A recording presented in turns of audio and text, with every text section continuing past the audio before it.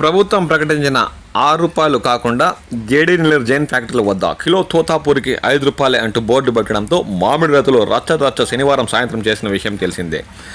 Jain factory unit 1, unit 2 వద్ద మామిడిని బోర్ల పెడతామని రైతులు తీవ్రంగా హెచ్చరించారు. దీంతో మండల శాఖ అధికారులతో పాటు ఇన్స్పెక్టర్ ప్రసాద్ ఘటనా స్థలానికి చేరుకుని రైతుల ఆందోళనను సర్దుబాటు చేసిన విషయం కూడా తెలిసిందే. అయినా రైతులు ఏమాత్రం తగ్గకుండా ఆందోళన ఉధృతం చేశారు.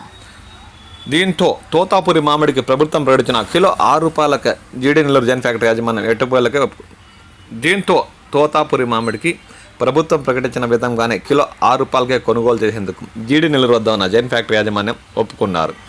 మామిడి రైతులు యూనిట్ 1, యూనిట్ 2 ప్లాంట్ల వద్ద ఆందోళన ఉధృతం చేయడంతో మండల స్థాయి ప్రభుత్వ అధికారులు ఫ్యాక్టరీ యాజమాన్యం వద్ద సర్దుబాటు చేసి రైతులకు అండగా నిలిచి యాజమాన్యంతో చర్చించి చివరికి టన్ను ₹6,000 కొనుగోలు చేయడానికి ఒప్పించడంతో రైతులు కాస్త ఊపిరి పీల్చుకున్నారు. లేదంటే 4-5 రోజులు సిట్టింగ్ వేసి చివరికి టోకన్లు వచ్చే సమయానికి టన్నుకు 5,000 ఇస్తామనడంతో రైతులు తీవ్రంగా ఆందోళన చేసి ఉధృతం చేయడంతో జీడీ నెల్లూరులోని జైన్ గుజ్జు పరిశ్రమల యాజమాన్యం టన్నుకు ₹1,000 పెంచి ₹6,000 కొనుగోలు చేయడంతో రైతులు కాస్త ఆనందం వ్యక్తం చేశారు.